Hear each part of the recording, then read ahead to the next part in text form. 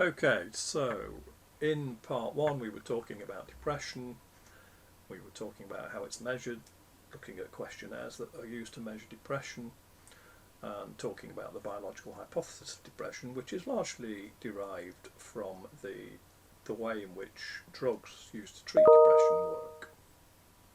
So in this bit I want to go on and talk a little bit about drug treatments and how they're developed and clinical trials. And starting off with an example of a clinical trial, a fairly recent example. This is a trial which the article, if you're interested, is available on Blackboard. So this is Casper et al. It's a trial from I think around about 2005, and it's looking at a novel new potential antidepressant called agomelatine, which is a melatonin antagonist, I believe. And they've compared that in this trial with a current established antidepressant, which is sertraline, which is a very well known antidepressant. So this is a trial that's trying to develop a new antidepressant, and they're using a current established treatment, sertraline, as the control. And this is down to the fact that where there are established treatments for a condition, like sertraline, it's not seen as ethical to conduct new trials using a placebo, because then you'd be giving people a treatment that is known not to be a treatment. So where there are established treatments for a condition, it's very common to use an active treatment control group, as in this example for agomelatine. I don't know if agomelatine's actually become approved and established. I haven't heard of anybody ever been prescribed it, so possibly not. The point about this trial, though, what they point out is that after 6 weeks of treatment, so that was the length of the trial, people were given either sertraline or agomelatine for 6 weeks. And they used the Hamilton Depression Scale as their outcome measure. And I'll just show you the results table here. So you have the experimental condition and the control condition, and what you can see is that the scores on the Hamilton Depression Scale drop from 26.1 to 10.3 for the agomelatine people, of whom there were 150, and that's a change of 15.8. And in the sertraline condition, the scores drop from 26.5 to 12.1, which is a change of 14.4.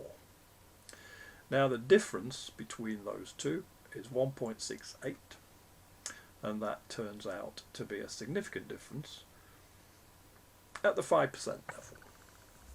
So it's not a huge difference, it's a small difference between the two conditions in terms of how effective they are, in terms of whether they treat depression. The point I'm making here really is that clinical trials often can find really very small effects. You know, if you think about 1.68 on the Hamilton Depression Scale, that's not a big difference. No, it's only saying that you're almost 2 points different across however many questions there are on the Hamilton Depression Scale. And there's quite a few questions on the Hamilton Depression Scale, probably 20 I think. And you're just a couple of points less overall. But that comes out as a significant difference because there's a lot of participants in this trial, 150 versus 156. And in some clinical trials there are considerably more than that. Some of the original antidepressant trials may have had many hundreds of patients in them. So if you throw enough people at a clinical trial, even very small differences can end up coming out significant. So we might be prescribing people antidepressants, which are chemicals that have quite a long list of side effects, based on efficacy that is only a few points. And bear in mind that it's a few points on a questionnaire. It's not a change in a medical parameter. It's not a medical change, it's just a questionnaire. So the point I'm making there really is that small changes on questionnaires can be made significant compared to controls if a trial's big enough, if you've got lots of people in the trial. Is that, though, clinically meaningful? Are people significantly less depressed if they've only changed by a couple of points? And trials done by the pharmaceutical industry, they will throw hundreds of patients into a trial because they know if they can get a small difference, they can make it significant. A related point, and again, this paper is one that you can get hold of if you're interested. So this paper by Khan et al. Makes the point that in many clinical trials, the placebo response is very important because traditionally it's the placebo response in a clinical trial that you're comparing the active treatment to. And placebos do create an effect. In this paper they have assembled lots of clinical trials, and they show, if you look at the placebo response here, that there's quite a considerable degree of reduction in the symptoms, in the scores, in the placebo group.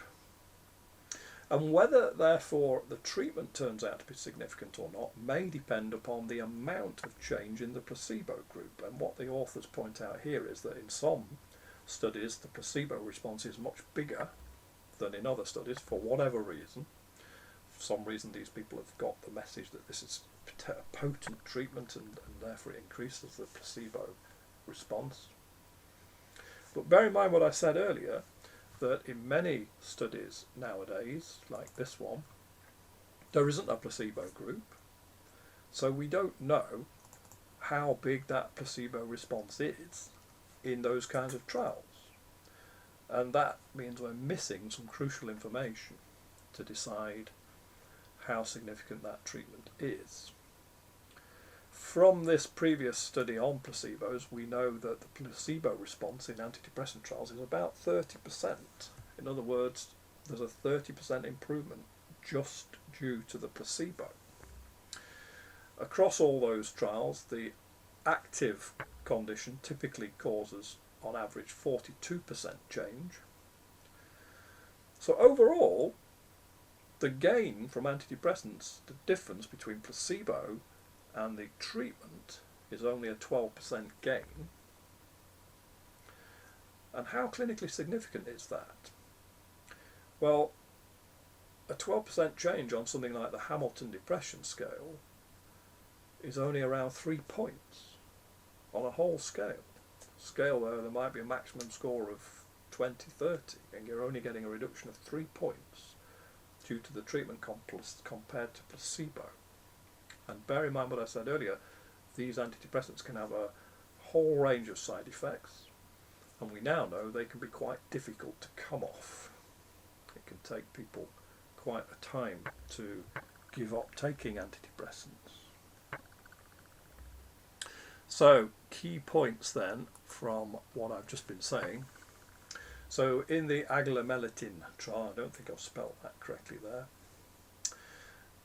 many modern trials now may not have a placebo.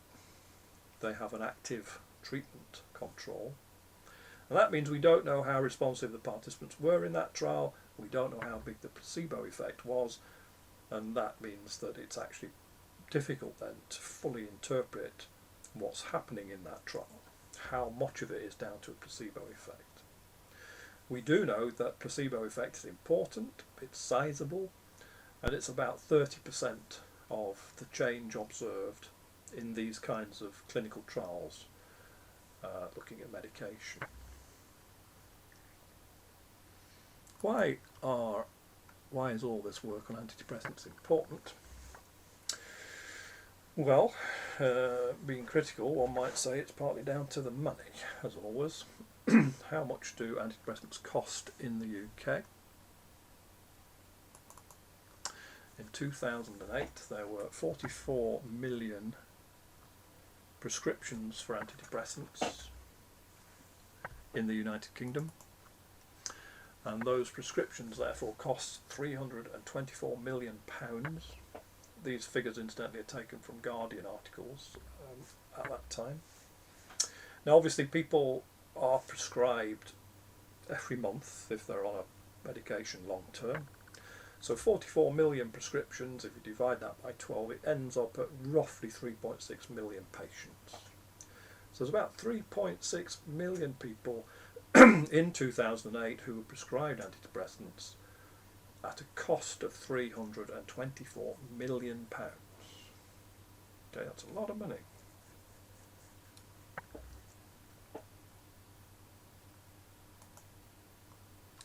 So we're going to take a pause again at this point for you to go off and talk amongst yourselves. And 2 questions for you to reflect on this time. Do you think antidepressants are being overprescribed in the United Kingdom? If they were, if you did think that, what could we do about it? What might we do to reduce that? Okay, so pause to reflect.